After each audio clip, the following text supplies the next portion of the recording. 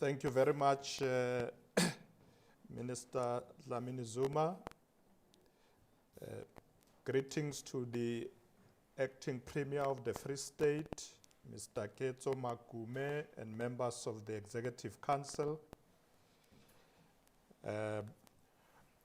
Nkosazana Dlamini Zuma, Minister in the Presidency for Women, Youth, and Persons with Disabilities, who just introduced me. Let me also greet all the ministers and deputy ministers who are there, present at the stadium, the Speaker of the National Assembly, Me Mapisa Ngakula, Deputy Speaker Ntate Lichisa Tsinodi, Chairperson of the National Council of Provinces, Ntate Amos Masondo, Ms. Asanda Luaka, Chairperson of NYDA, and the leadership of the NYDA. Let me also greet the Mayor of Mangaung, our host, and the councillors who are there present with Mayor Gregory Ntatisi. Let me greet all the young people who are gathered here in Mangaung this morning at the stadium, and those who came from near or afar, members of the Diplomatic Corps, Director Generals, senior officials, the CEO of the Harambee Youth Employment Accelerator, Ms. Kashuri Soni. Let me also greet the CEO of the Youth Employment Service, Mr. Ravi Naidu, all leaders of all our youth formations, young people of South Africa, Dumelang Kaofela, Molweni, Absheni, Ndimachero. Program Director, it is an honor for me to speak at this National Youth Day Commemoration hosted by the Free State as we mark the 47th anniversary of the June 16 uprising.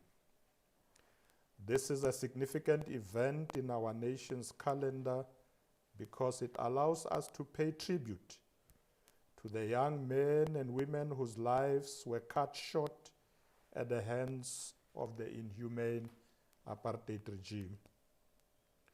June 16 is also International Pride Month. We want to reiterate that the Constitution of the Republic outlaws all unfair discrimination based on sex, gender, or sexual orientation, whether committed by a government or a private party. For this reason, the government strongly believes that the rights of lesbian, gay, bisexual, transgender, intersex, queer, asexual are human rights.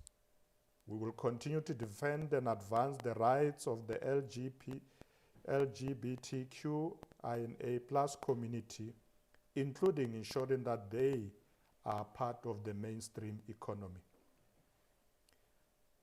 People of South Africa, the youth of 1976 laid their lives for a purpose.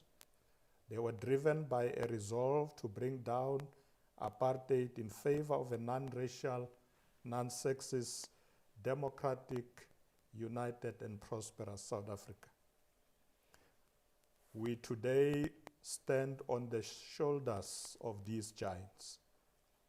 Hence, without fear or favor, we remain grateful to the youth of 1976 for their contribution to the social and political transformation of our nation. Their undying spirit and commitment to ending apartheid helped pave the way for a more equitable education system in South Africa. Because of them, the youth in our schools are not compelled to acquire an inferior education in the language that has been imposed on them. In honor of that generation, We have developed a system that is conducive to learning. As a result, many students are now able to choose the careers of their choice. Young people now have the prospect of going to higher education training institutions which are supported by the state. Moreover, the youth of 1976 fought for their political freedom. Now we must fight for economic freedom. Thus, the theme for this year is Accelerating Youth Economic Emancipation for a Sustainable Future. We are aware that economic independence is only attainable if we work together. Today's youth must draw inspiration from the youth of the past, who also demonstrated the magnitude and power of young people when they are united to combat social injustices. As Peter Abrams once observed, and I quote, "You can't walk alone. Each man is embedded in his people, their history, their culture, and their values," close quote. That is true. Thus, in the Constitution, we have committed to acknowledging past injustices, honor those who have suffered for justice and freedom in our country, respect those who have worked to build and develop our country, and believe that South Africa belongs to all who live in it, united in our diversity.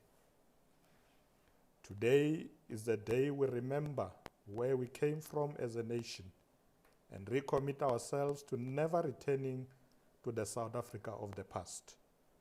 Together with the youth of this country, we are steaming ahead to build the country of our dreams. Ladies and gentlemen, as the majority of our population is comprised of youth, it is incumbent upon all sectors of society to collaborate in equipping the youth with the skills necessary for development of our collective prosperity. If we fail to do so, we would have failed South Africa's future, as young people represent the future, and it is our responsibility to secure it. As we work with the private sector towards an inclusive economy that employs young people, we recognize that the path to an inclusive economy has not been simple. But like the youth of 1976, we are motivated by their undying spirit. We remain focused and determined to ensure that the youth have access to socio-economic opportunities. I am pleased that during the workout that the Minister and other colleagues did this morning, they were able to go and look at the opportunities that the young people were displaying at the expo. And I'm told that it was very impressive, and this initiative shows that the youth of our country are indeed on course. People of South Africa, as a government, we have placed the education and training of our young people at the top of our agenda. We believe that education is one of the most crucial enabling factors for attaining economic emancipation. Over the years, we have invested hugely towards a transformed education system. We will continue to invest in the development of an inclusive education system in which children from low-income and working-class families also have access to quality education from the foundation phase right up to higher education levels. We have been investing in the modernization of the delivery of education in our country. This includes ensuring that curriculum content is responsive to the rising demands of skilled labor, high-speed internet access, and that education delivery methods are now innovative. We have seen the educational outcomes, particularly the improvements in output, demonstrated by, amongst others, the province of the Free State, which has held the top position for the longest time in terms of matric results. Program Director, we congratulate the Free State Province and urge other provinces to adopt the province's perpetual drive by investing equally in the education of our children so that our country can become globally competitive. As part of exciting new disciplines in schools, the Department of Basic Education has introduced robotics and coding subjects at the foundation phase of learning. This will improve reading for meaning and understanding of concepts at an early phase and thereby give young children a strong foundation for the future. The Department of Basic Education is also introducing the 3-stream education system to ensure that not only academically oriented students benefit from education, but that learners can also choose the vocational or occupational stream that suits their needs. In addition to technical mathematics, technical science, and marine sciences, the sector is introducing 30 new vocational disciplines. This is part of the government's aim to guarantee that schools not only encourage academic accomplishment, but also vocational and occupational skills for young people. Furthermore, to expedite the delivery of pertinent and acceptable skills, our government remains committed to providing essential resources and infrastructure from the earliest levels of basic education right up to tertiary level. To guarantee that learners have access to the latest equipment, government has recapitalized 540 of the potential more than 1,000 technical schools. These investments and curricular revisions are bound to open new doors for the youth. We urge the youth to take advantage of these previously unavailable disciplines. Ladies and gentlemen, we remain concerned that the economy is not expanding at a rate that permits the economic development of a large number of people, especially the youth. It is for this reason that we are committing to accelerating youth economic emancipation for a sustainable future. In addition to existing government programs of supporting entrepreneurs through the NYDA grant program, we are providing young entrepreneurs with access to both financial and non-financial business development support to enable them to establish and grow their own businesses. The program focuses on youth entrepreneurs who are at intentional, promising new stages of enterprise development. For example, in the recent past, the program has achieved the following: 2,320 youth and youth-owned enterprises funded through the financial interventions, 34,000 youth-owned enterprises supported with non-financial development interventions, and more than 6,000 jobs created and sustained through supporting entrepreneurs and enterprises.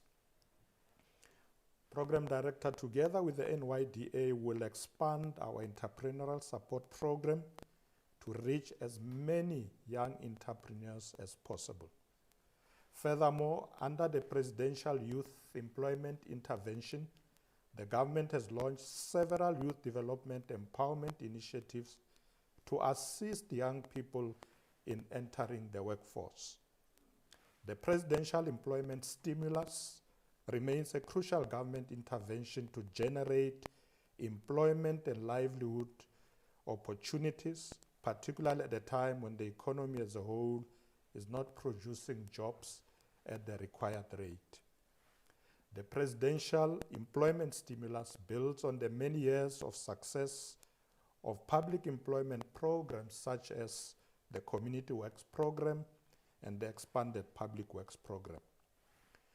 During the prior fiscal year, the stimulus enabled the creation of nearly 650,000 new jobs and thereby creating sources of income for the youth. These opportunities were made available in numerous industries, including agriculture and across several other fields. Of the people involved in the program, 83% are youth. This brings the total number of participants in the presidential employment stimulus since its launch in 2020 to over 1.2 million people. More than 3.9 million young people have also enrolled on the National Pathway Management Network, also known as SA Youth MOBI. This network provides a platform for young people to access learning and earning opportunities that are both inclusive and free of charge for data usage. Program directors, close to 350,000 young people have secured earning opportunities through this platform, with 68% of these being young women. 14,000 technical and vocational learners have secured workplace experience opportunities through the support of the sector education and training authorities in the Department of Higher Education and Training. 35,000 young people have secured non-financial support from the Department of Small Business Development and the National Youth Development Agency. And close to 5,000 have received financial support to start and scale up their enterprises. We are moving forward with this youth stimulation initiative because we are aware that no nation can prosper if its youth are not engaged in community service activities that promote social cohesion. In this regard, we have successfully revitalized the National Youth Service Program and now run one of the world's largest national youth service program with 47,000 participants working across sectors such as early childhood development, sports, arts, culture, nutrition, and digital mapping. More importantly, we are seeing 30% of these participants entering into longer forms of employments and enterprises. The Youth Employment Service, known as YES, is one of these. It is a partnership between government and the private sector to address the high level of youth unemployment. To date, YES has placed over 100,000 South Africans between the ages of 18 and 29 in local businesses for a year of work experience. Through YES, a total of 6 billion rand has been injected into the economy, enabling participants to support their families. Nearly 2/3 of these participants come from households reliant on social grants, and 40% are employed upon completion of the program. This program director is a practical example of social compacting at work to respond to youth unemployment and to give young people the necessary experience to get ahead.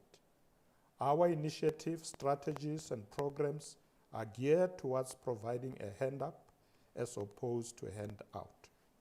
We believe that when we give the youth a hand up, you enable them to see something inside themselves that they did not previously see. The goal is to make sure that young people see a chance that didn't exist before and know that they can do more than they thought they could before. We believe in the youth of our country. Hence, we will fight hard for the development and growth of our youth. We urge the private sector to continue to work with us in providing opportunities for the youth. If there is one thing that industry and the private sector must do, it is to hold action labs solely focus on improving the implementation of programs aimed at assisting young people. In this sense, I mean that of the 10 growth sectors of the economy, we require the private sector to set targets for the number of employment and support for the youth, which we'll measure and monitor in the action labs. This work will be led together with the NYDA and the existing social and private sector partners. In the next 6 months, we will need regular reports on the action labs agreed and interventions so that by the time we are in 2024, we can report practical results in this regard. Ladies and gentlemen, to keep young people active and engaged in our society, we must tap into their creative potential and expand the range of options accessible to them. As you are all aware, young people are yearning for socio-economic chances, and South Africa will only grow stronger if we continue to provide opportunities for the youth. As I mentioned earlier, this morning, when the Minister Nkosazana Dlamini-Zuma and others went on a walkabout, they interacted with young people who are involved in youth opportunities, in the Youth Opportunities Expo. And I'm informed that these are initiatives that young people themselves are busy with. In addition, we would like to honor these young people who have reached significant milestones in their respective fields through the annual Trailblazer program, which was introduced in 2017 and seeks to highlight, celebrate, and profile young people who are doing extraordinary work. South Africans consider this group of young people to be exemplary, and they join other trailblazers who have been honored in the past. Alongside the measures put in place, we are harnessing the capacity and resources of the state to respond to the immediate and future needs of young people. Our country needs young people like yourselves, young people who will heed the call for a betterment and development, young people who will innovate and collaborate for a better South Africa, young people who will address, without fear or favor, the challenges of gender-based violence, young people who are patriotic and are unashamed of being of service to South Africa and her people. Program Director, in conclusion, I would like to extend my best wishes to the South African national netball team as Cape Town will host the tournament for the first time in Africa next month. To the very end, we will be with you.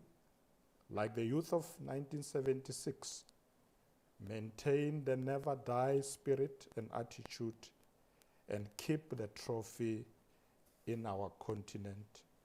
This is your moment. I wish all of you, those who are out there in Mangaung, in the stadium and everywhere in the country, a happy Youth Day and a fruitful Youth Month. Thank you very much. Ke leboga go menagane.